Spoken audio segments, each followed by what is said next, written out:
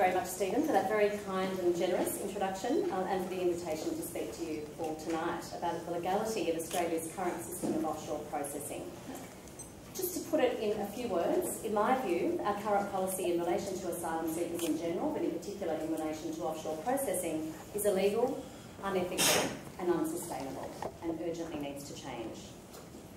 One of the key objectives of the drafters of the Refugee Convention was to ensure that the spectre of boat pushbacks that had occurred before and during World War II and had resulted in Jewish refugees being returned to extermination in Europe would not be seen in the post-war era. Yet, stopping the boats, a policy that has now extended to pushing back the boats, has become possibly the most successful mantra in Australia's political history. The Refugee Convention also rests on the basic principles of international cooperation, responsibility sharing and humanitarianism, ideals which also underpinned the post-war era. Yet Australia's approach for more than 15 years is more accurately described as responsibility shifting, not sharing, as we've constantly searched for a solution to a self-created political problem, as though the reality of refugee flows, a global phenomenon that is centuries old, can be neatly contained and controlled in our isolated pocket of the world. The most dramatic so-called solution has taken the form of exiling genuine refugees, and I say genuine because historically 90% of asylum seekers arriving by boat are found to be genuine refugees in Australia. So exiling genuine refugees to impoverish nations in our region rather than honouring our international obligations in our own territory. So I'm going to focus, as I said, on offshore processing in my comments tonight. But I think it's worth remembering that although not all asylum seekers who seek protection in Australia are currently sent offshore, even those who remain in Australia are not much better off. So what happens to those who remain in Australia? Well, at present there are three options. The first is that some are being screened out and sent home without an adequate inquiry into their protection needs. The second option is that some are not screened out, but held here in indefinite detention in Australia. As of the 28th of February this year, the Department of Immigration reports that there are currently 4,699 non-citizens, most of whom are asylum seekers, in detention, including almost 1,000 children. There are 356 children on Christmas Island, and you may have seen reports just in the last few days about the President of the Australian Human Rights Commission having recently visited the children on Christmas Island. She found most of the children were visibly distressed. They told the team, "This place is hell, help me get out of here, and there's no school, nowhere to play, and nothing to do." The children also spoke about their distress at living in closed environments, or in a closed environment, with adults who were sad, angry, and self-harming. You don't have to be an expert in child psychology to understand that this is terribly harmful. The third option for those not immediately sent home and not put into detention is to be released into the community, but with a bridging visa that has a condition that prohibits them from working. And for the approximately 27,000 asylum seekers who are living in the community without the right to work, a recent study found that many describe their situation as a form of torture or a continuation of the persecution that they had experienced in their country of origin. The researchers who undertook this recent study noted the strong desire to work amongst asylum seekers, to contribute to Australia's economy and society, but most importantly, to be accorded the dignity to which we're all entitled. The overwhelming message was one of feeling dehumanised due to this prohibition on work. So as I say, the situation is not great for those who are in Australia. But as most of you would understand, for those who are sent offshore, the situation is worse. Even before the death and horrific violence of recent weeks, it was clear that asylum seekers on Manus Island were living in cruel, inhuman and degrading conditions. The UN High Commissioner for Refugees reported in its last visit at the end of last year that living conditions in Manus are cramped, unbearably and oppressively hot, with unclean and unhygienic bathrooms. It also noted health concerns caused by insects and parasites, particularly malaria from mosquitoes, inadequate access to medical and dental facilities, and hygiene issues related to the food served. In Nauru, there are currently 300 women and 177 children, including unaccompanied children. So these are children who have arrived in Australia without a single adult who can be their guardian.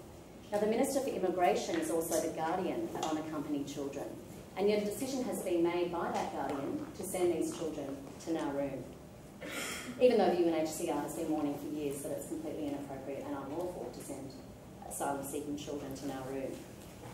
When the UNHCR visited in October last year, the youngest child that they spoke to was 4 years old. And here are the conditions as described by the UNHCR. Again, very cramped and hot conditions with no privacy, the presence of rats, prevalence of health and hygiene issues caused by the detention conditions, such as skin and other infections and lice infestations, the prevalence of family breakups as a result of these conditions, insufficient water, inadequacy of educational facilities, and deteriorating mental health and increasing trauma in children. This is quite shocking, but it in fact should not be a surprise to anyone, because these are not unintended consequences of an otherwise sound policy. This is precisely what the policy is designed to achieve. It's a policy that is based on deterrence and deliberately designed to be cruel. These policies are designed to be so harsh that people would rather remain either in a country in which they're being persecuted or remain in a second country where their basic human rights are not upheld than seek safety in Australia. So what does international law say about the transfer of asylum seekers to another country? Well, the Refugee Convention does not explicitly prohibit the transfer of asylum seekers to another country. However, there are clear constraints on any state wishing to pursue what has been called a protection elsewhere policy, a policy that asylum seekers should seek protection somewhere else. And some of those obligations are irrefutable. The Australian government does not contest that at least Article 33, which has come to be known as the cardinal obligation in the Refugee Convention, the obligation of non-refoulement, clearly applies. So Article 33 essentially means that Australia cannot send an asylum seeker either back home or to anywhere else where they may fear persecution. So, as an initial matter, we need to be sure that asylum seekers will not be subjected to persecution in a country to which we send them. Some of you may be aware that there are grave concerns about certain categories of asylum seekers in terms of Papua New Guinea in particular. For homosexual men and women, homosexual acts are illegal in Papua New Guinea and punishable by imprisonment for up to 14 years. In addition, the Australian Department of Foreign Affairs advice to Australian travellers who may wish to go to Papua New Guinea is that overt public displays of affection by persons of the same sex should be avoided, which to me suggests that persons who are perceived, even if they are not, but perceived as homosexual, may not only be at risk of imprisonment, but also possibly at risk of violence or other ill treatment by perhaps non-state agents. And these are precisely the kinds of situations that have led to the grant of refugee status in Australia in respect of asylum seekers from countries such as Iran and Bangladesh. There are also grave concerns in relation to women. Every year, Australia grants refugee status to women fleeing domestic and sexual violence in Papua New Guinea on the basis that the Papua New Guinean government is unable or unwilling to provide protection to those women. Now, obviously, these claims are brought by Papua New Guinean nationals, but again, the Australian Department of Foreign Affairs warns Australian travellers that there has been an increase in reported incidents of sexual assault, including gang rape, and that foreigners have been targeted. It's also clear there are no procedures in place to secure long-term protection for children in Papua New Guinea. Now, admittedly, at the moment, women and children are not being sent to Manus Island, but the Memorandum of Understanding clearly allows for that to happen in the future. So there's no guarantee that women and children will not be sent to Papua New Guinea. Australia also has obligations under international human rights law more generally. So beyond the Refugee Convention, we also have other non-refoulement obligations, so other obligations that prohibit us from transferring an asylum seeker to a country where he or she may risk death or subjection to cruel, inhuman or degrading treatment. And given recent events, I think it's fair to say that there's at least a real risk that asylum seekers may face those violations on transfer, either to the right to life or to the right not to be subjected to torture or inhuman or degrading treatment. The other really important thing is that Article 33, the non-refoulement obligation, is not just about whether or not people will be persecuted in that country. We also need to make sure that another country to which we want to send asylum seekers has an adequate system of refugee processing in place. Because if there isn't an adequate system, then there's a risk that asylum seekers will be found not to be refugees when in fact they are refugees, and in turn sent home to persecution. So that's the idea of chain refoulement or indirect refoulement, which is a very well-established concept in international law. There's a lot of case law emanating from Europe on this issue, which I won't bore you with the details about, but let's just say in the last 20 years, Europe has had a sort of responsibility sharing arrangement, which has given rise to a lot of litigation about the legality of these arrangements. And what we can see is what the courts have said, both domestic and regional courts, have said that if you want to transfer an asylum seeker to another country, you as a state have to make sure that that other country has an adequate system of refugee processing that when they interpret the Refugee Convention, they interpret it correctly. So, for example, many years ago, the House of Lords in the United Kingdom prevented transfers from the UK to Germany on the basis that Germany took too narrow an interpretation of the word persecution. So people were at risk of being returned, in that case, back to Sri Lanka. They also, it's clear that there also needs to be a procedure that's transparent and subject to independent review. So how do these systems set up in Papua New Guinea and Nauru stack up against those clear requirements of international law? Well, the truth is neither Papua New Guinea nor Nauru have any history of refugee status determination on their own terms. The UNHCR, the UN High Commissioner for Refugees, has been undertaking refugee status determination in Papua New Guinea since 2007, but it is explicitly having nothing to do with the system that Australia has now in place. Papua New Guinea introduced migration regulations in January last year, but the UNHCR has concerns that it doesn't fully comply with the Refugee Convention. There's also, the UNHCR has noted, there's a lack of national capacity and expertise in both countries in processing. And there's no evidence that either country is able to assess claims in accordance with international law. There's also grave concerns about the possibility of independent merits review and independent judicial review in both countries, and particularly given recent events in Nauru that have called into question the independence of the legal system in Nauru. You may have seen that the Chief Justice had his visa cancelled and so was unable to actually travel to Nauru to undertake his duties. In my view, given those concerns, we should never have sent asylum seekers to these countries, and we certainly should not be continuing to send them, given what we now know about the reality. The last aspects of international law that I want to touch on briefly is that the Australian government has always maintained that its only constraint on transfer of asylum seekers is Article 33, whether it's substantial or procedural, but only Article 33. In other words, the government has always said it doesn't matter how refugees are necessarily treated, as long as they won't be persecuted there or sent home to persecution. And they put that to the Australian High Court in the M70 case, which was the case that struck down the Malaysia deal. You may remember that a couple of years ago. The High Court explicitly rejected that argument. And it said that if you read the Refugee Convention carefully, you note that there's actually a lot between Article 1, which tells you who is a refugee, and Article 33, which tells you you can't send them home to persecution. And all of those rights between Article 2 and Article 33 are about refugee rights. So when we talk about refugee protection, we need to make sure we look at all those rights in the Refugee Convention. So the High Court rejected the Commonwealth's argument and said, no, if you are going to send someone to another place, you must ensure that basic rights are going to be upheld there. And again, I won't go into a lot of detail about the case law, but just to give you one example, the Grand Chamber of the European Court of Human Rights just a couple of years ago found Belgium in violation of its refugee law obligations by transferring the applicant, an asylum seeker, to Greece, where they knowingly exposed him to conditions of detention and living conditions that amounted to degrading treatment. So this is not necessarily a novel idea. Other courts have also recognised that we need to be concerned with the rights of asylum seekers and the rights of refugees, particularly once they are found to be refugees. You know, what long-term prospects are there in terms of basic human rights? Well, you may have heard that concerns have been raised from the outset about Papua New Guinea, especially once the Australian government announced that not only would these places be used for offshore processing, but there's an expectation that asylum seekers, when found to be refugees, will remain there indefinitely. In other words, they're supposed to integrate into those societies. These countries are supposed to be long-term settlement options for asylum seekers.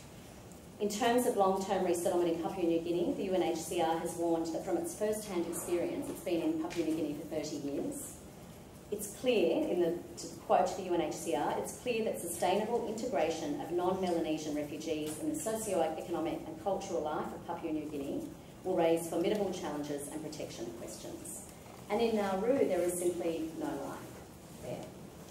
There is nothing. There will be no work, no education, no activities for asylum seekers who are found to be refugees. So I don't think it'll be a surprise when you hear that my conclusion is that in my view, we are currently in violation of our key obligations under both the Refugee Convention and under international human rights law more generally. So many of you may be asking the logical question, how is this possible? Well, we have these international law obligations. How is it possible that we are, I would argue, quite blatantly violating them without any sort of recourse, any sort of international response? Well, I mean, I think just the short answer in terms of how is it possible as a matter of domestic law is that the law students among you should know this, but many others may not. International law doesn't have immediate binding effect in domestic law unless the Parliament decides to implement our international obligations into domestic law, into domestic statutes. Now, in 2001, when the Howard government introduced the concept of offshore processing, it in fact did incorporate some of these international obligations into the Migration Act. So in short, the Migration Act said if you want to send someone to another country, you need to make sure that there's an adequate system of processing and that basic refugee and international human rights law obligations will be respected. And that, of course, was the basis on which the High Court in the Malaysia case was able to strike down the Malaysia deal.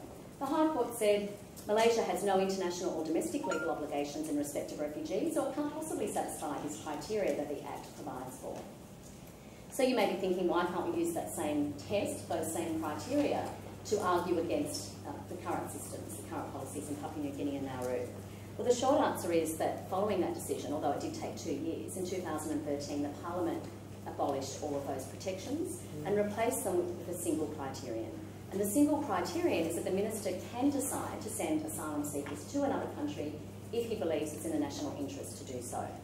Now, the national interest is obviously quite a subjective notion, and it's very difficult for the courts to review the Minister's assessment along those lines. So that's the shorthand explanation as to why this is actually possible legally. I think, though, what we need to ask ourselves is how is it possible as a nation? How have we reached this point? How have we reached the point that it's okay to subject innocent people to these quite horrific policies? Well, of course, I don't have all the answers, but I think many Australians feel overwhelmed with the magnitude of the problem. We surely can't help everyone. Confused by the slogans. Surely boat people should wait in line. And ethically torn. Surely we should try to prevent deaths at sea. But the most significant problem, I think, is ignorance and misinformation. There are so many myths surrounding asylum seeker policy that we could spend all night just talking about those. But I think I just want to mention very briefly what I think are the top 5. I know I'm probably running out of time myself, but I'll try and be brief. The idea that Operation Sovereign Borders is essential to respond to a national crisis or a national emergency, I think, is a fiction. When we look at the numbers of asylum seekers arriving in Australia by boat, even in 2012, which was the highest number that we had in recent history, we had about 17,000 asylum seekers arriving that year by boat. Just to put it in perspective, in the same year, Yemen received 100,000 asylum seekers by sea from Somalia, while Italy received 60,000 asylum seekers by boat from North Africa, Greece and Turkey. So this 17,000 constituted only about 1.47% of the world's asylum seekers. To put it even in more perspective, in the same period we accepted 190,000 people through our skilled and family migration scheme. I was going to say, I'll just give you one other little example because I think it's a good one. You may have heard what's happening in Syria. By the end of last year, there were 2 million Syrian refugees displaced. 7 countries offered resettlement places to Syrian refugees, but only offered a possible maximum of 10,000 places. So 10,000 places for the 2 million. So what's happened? Well, of course, that means the asylum seekers, the refugees, have simply gone to neighbouring countries. And to give you an indication of the scale of impact on those neighbouring countries, it's now estimated that roughly 25% of Lebanon's population is Syrian. That might be considered as a national emergency. Our situation is not. Second myth is that boat arrivals are illegal. They're not. It is not a violation of domestic or international law to seek asylum, whether by boat or not, and certainly not without, even if you don't have prior authorisation, it is not illegal. Of course, people smuggling has been criminalised in Australia, but it is not an offence for individual asylum seekers to turn up even without a visa. And that's important to note because often I think people assume that, well, detention doesn't sound great, but these people have done something wrong, they're illegal. But you need to be really clear that they have not violated the law, they have not been charged or convicted or tried. They are simply put in administrative detention because the Act deems them to be unlawful. There's a difference between violating the law and being deemed to be unlawful. The Refugee Convention, in fact, prohibits us from penalising refugees merely because they have arrived without prior authorisation. That's because that's exactly what happened during World War II. And so the international community came together at the end of that time, at the end of World War II, and said we won't penalise refugees simply because they haven't applied for a visa in advance. The third big one is about the queue. let me tell you on good authority, there is no queue. The Refugee Convention does not establish a queue. It says nothing about a queue. All it really does is say that if you're a state party that has signed the convention, you can't send people home and you have a range of obligations in relation to them. It does not set up some kind of international resettlement scheme where you get a ticket and you wait patiently. In fact, the Refugee Council of Australia estimates it would take around 120 years to resettle all of the world's refugees. It's not a realistic option for most refugees. And in fact, Australia is one of the few countries that has a resettlement scheme. So for most asylum seekers in most parts of the world, the only way to get asylum is to turn up. That's the system in almost every other country. Another one is that we can't afford to increase our refugee intake. Let me just tell you that the government actually admits that it's 5 times more expensive to process asylum seekers offshore than it is onshore. And finally, I think one of the hardest arguments to counter is this idea that we have to implement these terrible policies, these cruel and deterrent policies, in order to prevent deaths at sea. Well, I think that's a tricky one because that's attractive to people who care. Of course, no one wants deaths at sea. No one is going to celebrate that. We all want to stop that. But I think we do need to take a step back and not necessarily get into an argument about will or will it not stop the boats, but actually ask or underpin the logic, sort of unpack what is the logic that underpins that idea. And it's this, it's the idea that we can punish innocent people in order to influence others. This is not something we do in the legal system. Sometimes courts do take into account principles of general deterrence when they're sentencing convicted criminals. But I don't know if Julian can think of an example. I can't think of another example where innocent people are subjected to cruel policies in order to influence the behaviour of someone else. I think the ends just don't justify the means. It's unethical and it's unlawful. So in conclusion, I think it's timely to remind ourselves of what the UN Assistant High Commissioner for Refugees has recently emphasised. Refugee protection is a global concern and a common trust. This means that responsibility for it is shared, not individual. It also means that unless this is shouldered widely, it may be borne by none. Given Australia's position as one of the few signatories to the Refugee Convention in our region, the fact that we're a country with a generous offshore resettlement scheme and an impressive, very impressive, world-class onshore system of processing refugees, the only way forward is for some sort of regional framework that involves us taking on a role of true leadership, of leading the way in responsibility sharing, not shifting. We have to believe that this is possible. Thanks.